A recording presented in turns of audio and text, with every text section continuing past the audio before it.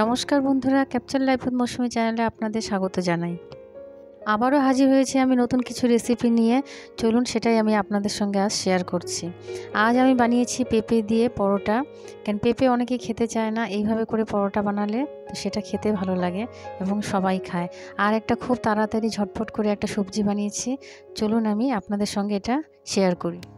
প্রথমে আমি পেঁপেটাকে ভালো করে ধুয়ে নিয়েছি, নিয়ে এটাকে এখন ভালো করে কেটে নেব।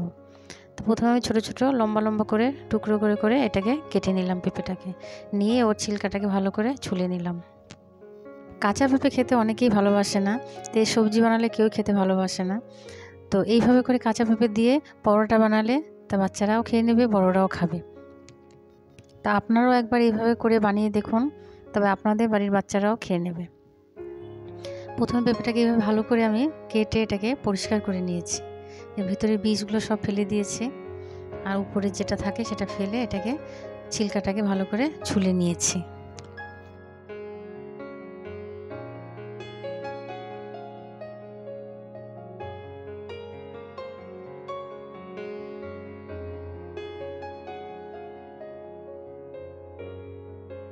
তা আমার পেঁপেগুলো সবগুলো কাটা হয়ে গেছে, তা আমি সবগুলো চোকলা ছুলে নিয়েছি।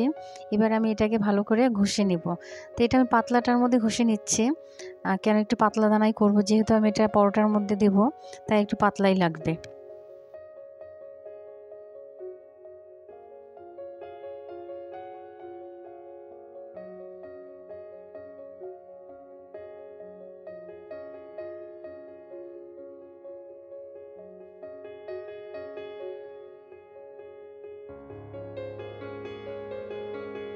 তা আমার পেঁপেগুলো সব কাটা হয়ে গেছে, চলুন এটা রান্না করে নিই। তো প্রথমে কড়াইতে আমি অল্প সরষের তেল দিয়েছি, দিয়ে এটার মধ্যে আমি কিচ্ছু দেবো না, শুধু কালো জিরে ফোড়ন দেব, দিয়ে এটাকে আমি বানিয়ে নেব। কালো জিরে ফোড়ন দিয়ে এটাকে দিয়ে আমি এখন আস্তে আস্তে করে এটা ভেজে নেব। এর মধ্যে শুধু আমি হলুদ, লবণ আর লঙ্কার গুঁড়ো দেবো, তাছাড়া আর কিচ্ছু মশলা এর মধ্যে দেবো না, এতেই এটা খেতে ভালো লাগবে।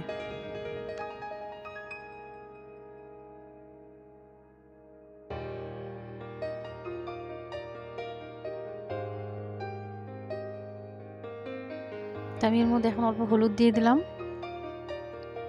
আর অল্প লঙ্কার গুঁড়ো দিয়ে দিলাম, দিয়ে এটাকে আমি স্টিমটা একটু কমিয়ে দিয়ে এটাকে আস্তে আস্তে ভেজে নেব। স্টিমটা বাড়িয়ে দিলে আবার এটা নিচ দিয়ে পুড়ে যেতে পারে, যেহেতু আমি এটা কম তেল দিয়ে ভাজছি, তাই আমি আস্তে আস্তে করে এটাকে ভেজে নেব।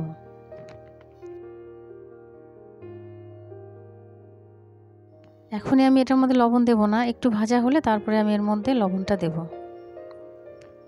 আমার গ্যাসের স্টিমটা কমানো আছে, তো এটা আস্তে হতে থাক, আমি এখানে আটাটা মেখে নিই। আটাটার মধ্যে আমি কিছু দিইনি, শুধু একটু লবণ দিয়েছি, দিয়ে আমি এটাকে আটাটাকে ভালো করে মেখে নেব। তা আমি এদিকে এক হাতে আটাটা মাখছি, এদিকে আরেক হাতে আমি ওটাকে নাড়াও দিচ্ছি, কারণ মাঝে মাঝে নাড়া না দিলে ওটা আবার লেগে যেতে পারে। তাই আমি আটাটাকেও মেখে যাচ্ছি ওদিকে, আর ওদিকে আমি ওটাটাকে এক হাত দিয়ে ওটাকেও নেড়ে যাচ্ছি। এখন আমি এর মধ্যে লবণ দিয়ে দিলাম, দিয়ে এটাকে আবারও একটু ভাজতে থাকবো, অল্প ভাজা ভাজা এটাকে করব।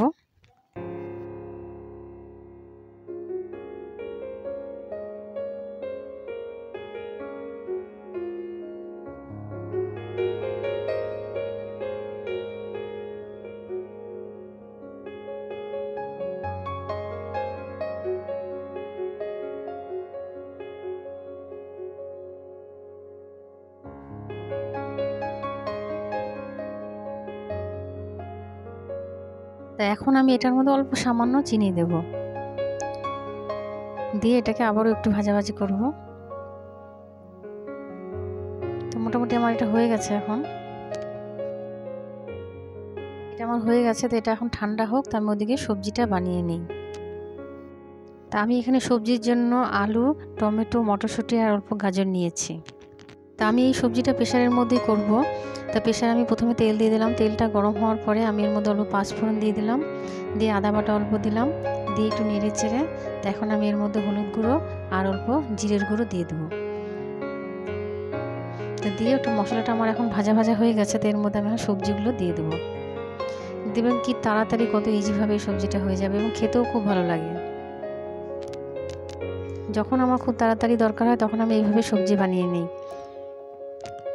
এর মধ্যে আমি সব মশলা যা যা আছে সব দিয়ে দেবো। এখন আমি হলুদ গুঁড়ো দিয়ে দিলাম, লঙ্কার গুঁড়ো দিয়ে দিলাম, দিয়ে এটাকে আবার একটু নেড়ে চেড়ে এর মধ্যে এখন লবণ দিয়ে দিলাম, আর অল্প আমি কাসুরি মেথি দিয়ে দিলাম, আর একটু গরম মশলাও দিয়ে দেবো। গরম মশলা গুঁড়ো দিয়ে দিলাম, দিয়ে এটাকে এখন জল দিয়ে আমি এটা বসিয়ে দেবো।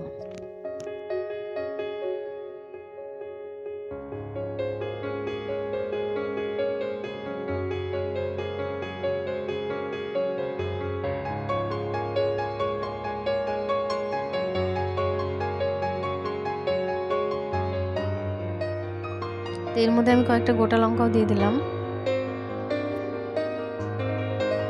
দিয়ে এখন এর মধ্যে আমি জল দিয়ে দেবো, দিয়ে এটা ঢাকনা লাগিয়ে আমি 3-4টা সিটি এর মধ্যে দেব। এটা এখন হতে থাক, তা আমি ততক্ষণে পরোটাটা বানিয়ে নিই। তা আমার সবজিটাও ঠান্ডা হয়ে গেছে। তা এইভাবে আটার গুলিটাকে করে এর মধ্যে যে পেঁপের যে পুরটা ছিল সেটা এর মধ্যে দিয়ে আমি এখন এটা বেলে নেব। এইভাবে করে দিয়ে এটাকে সাইড থেকে টেনে টেনে বেলে নেব। দেখুন কত সুন্দর বেলা হবে, একটুকু বার হবে না। এইভাবে আমি আস্তে আস্তে করে এটা বেলে নেব।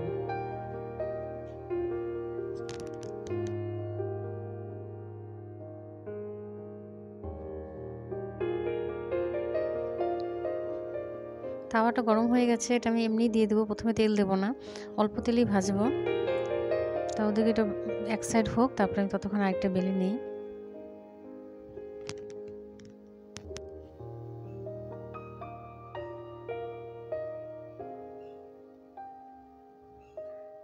এক সাইড হয়ে গেছে, তো এবার আমি এর মধ্যে অল্প তেল দেব, দিয়ে দেখুন খুব সামান্য তেলে আমি এটা বানাবো, বেশি তেল দেব না।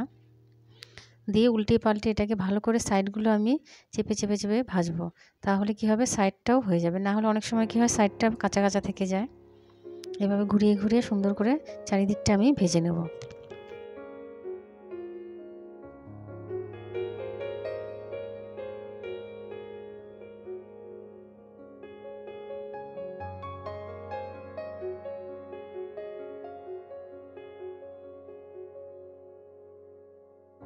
বেলার সময় দেখুন বার হয়নি সাইড থেকে, কিন্তু এখন ভাজার সময় সাইড থেকে অল্প বার হয়ে গেছে, কোনো ব্যাপার না। তো এইভাবে করে আমি সবগুলো পরোটাকে ভেজে নেব।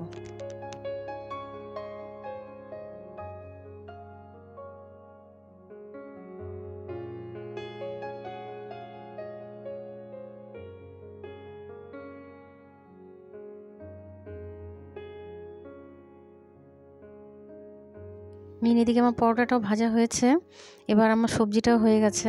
তা সবজিটা নামিয়ে দেখি, দেখুন সবজিটা কত সুন্দর হয়েছে এবং খেতেও খুব ভালো হয়েছে। এবার এটা আর একটু গ্যাসের মধ্যে বসিয়ে দেব ঢাকনা ছাড়া। দেখুন কত সুন্দর হয়েছে আমার এই সবজিটা, কত কম সময়ের মধ্যে এটা বানিয়ে ফেলেছি। তা আপনারাও বানিয়ে ফেলুন। আর আমার এই রেসিপিগুলো যদি আপনাদের ভালো লেগে থাকে তবে অবশ্যই লাইক করুন, কমেন্টস করুন এবং শেয়ার করুন, এবং আমার চ্যানেলটাকে সাবস্ক্রাইব করে দিন। আবারও দেখা হচ্ছে আপনাদের সঙ্গে আমার নেক্সট রেসিপিতে। নমস্কার।